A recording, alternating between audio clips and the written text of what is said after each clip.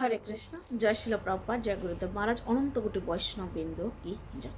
তো চলুন সবার প্রতিদিন এনে আজ আমরা শ্রীমদ ভগবদ গীতা থেকে একটা শ্লোক অধ্যয়ন করে ধারাবাহিকভাবে আজ 27 নম্বর শ্লোকটা। তো চলুন সবাই একসাথে।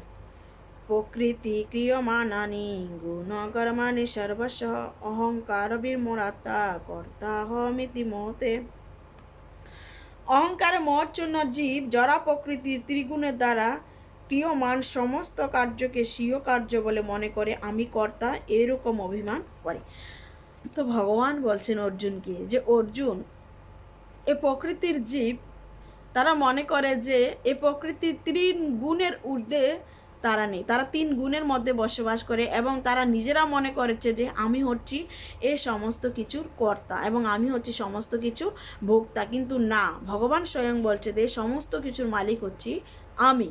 সেটাই ভগবান অর্জুনকে বোঝাচ্ছেন এবং বলছেন যে তারা সবাই এ প্রকৃতির গুণের দ্বারা কি হচ্ছেন, মোহগ্রস্ত বা মোহচ্ছন্ন হয়ে গেছে।